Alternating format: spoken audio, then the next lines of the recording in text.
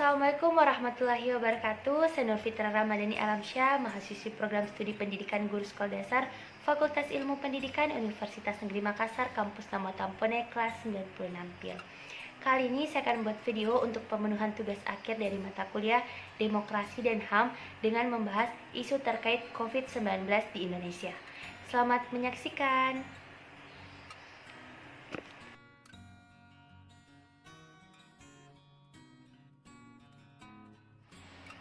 Indonesia saat ini tidak baik-baik saja. Penyebaran COVID-19 semakin kian mewabah. Mulai dari ibu kota sampai dengan pelosok terancam terkena dampak pandemi ini. Kebijakan terus diupayakan oleh pemerintah guna memutus rantai penyebaran COVID-19. Namun, kebijakan yang dianggap bijak oleh pemerintah malah menuai kontroversi di kalangan masyarakat. Kami yang bebas terpaksa terkurung di dalam rumah dan mereka yang terkurung terpaksa bebas di dalam rumah.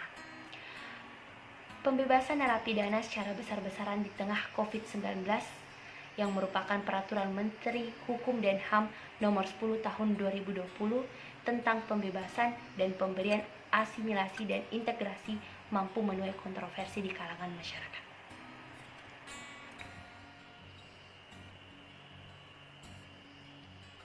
Seperti yang dilansir di laman CNN Indonesia pada tanggal 17 April 2020, Bapak Menteri Hukum dan HAM Indonesia, Bapak Yasona Lawli mengatakan bahwa hal ini merupakan tahapan pencegahan penyebaran COVID-19 yang terjadi di dalam lapas dan rumah tahanan Indonesia.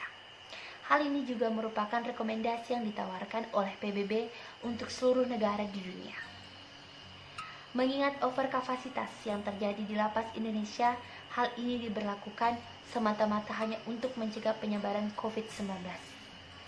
Seperti yang tercatat dan terlansir dalam laman Berita 1. Tingkat overkapasitas yang terjadi di lapas Indonesia mencapai 107%. Di antaranya ada 528 unit lapas yang seharusnya menampung 130.528 jiwa, menampung 269.898 jiwa. Jadi, pembebasan napi secara besar-besaran dilakukan hanya untuk mencegah penyebaran COVID-19 di lapas yang overkapasitas.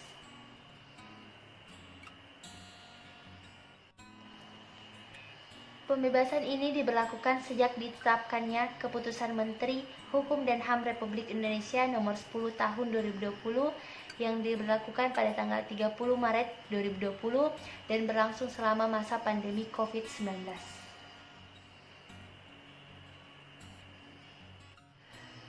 Kebijakan ini dapat dilaksanakan di rumah tahanan dan lembaga permasyarakatan di bawah pengawasan Balai Permasyarakatan.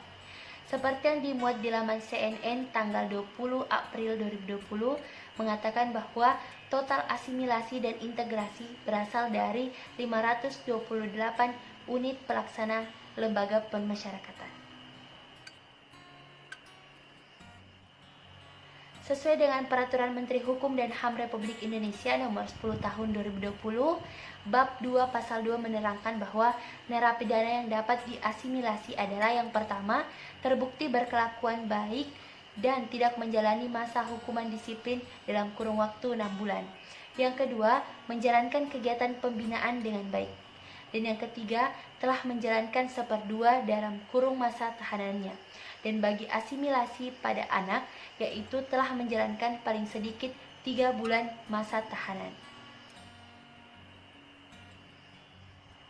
Seperti data yang dipaparkan dalam jurnal yang ditulis oleh Trias Palupi Kurnianingrum dengan judul Kontroversi Pembebasan Narapidana di Tengah COVID-19 ini mendapatkan jejak pendapat responden berupa 24,1% setuju dan 71,6% tidak setuju.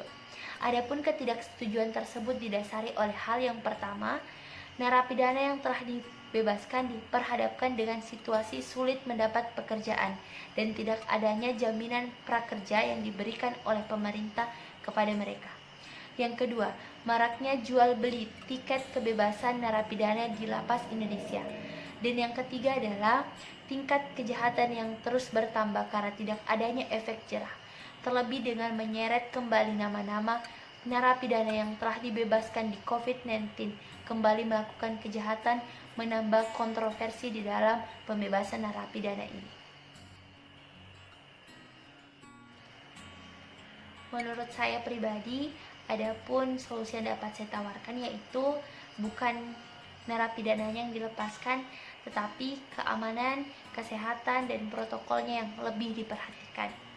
Virus ini tidak akan berpindah tanpa ada yang membawanya. Jadi, kita harus memberlakukan physical distancing kepada pengunjung yang mengunjungi lapas atau bahkan menutup sementara waktu jadwal operasional kunjungan lapas tersebut. Juga memberikan pemahaman kepada narapidana tentang bagaimana cara mencegah dari virus ini, bagaimana cara meningkatkan imun dan juga meningkatkan fasilitas kesehatan yang ada di lapas tersebut. Itulah tadi video tentang pembebasan narapidana secara besar-besaran di tengah wabah COVID-19 yang sempat saya paparkan. Lebih dan kurangnya mohon dimaafkan. Semoga kita tetap dalam lindungan Allah dan terbebas dari wabah ini. Tetap jaga protokol kesehatan dan Assalamualaikum warahmatullahi wabarakatuh.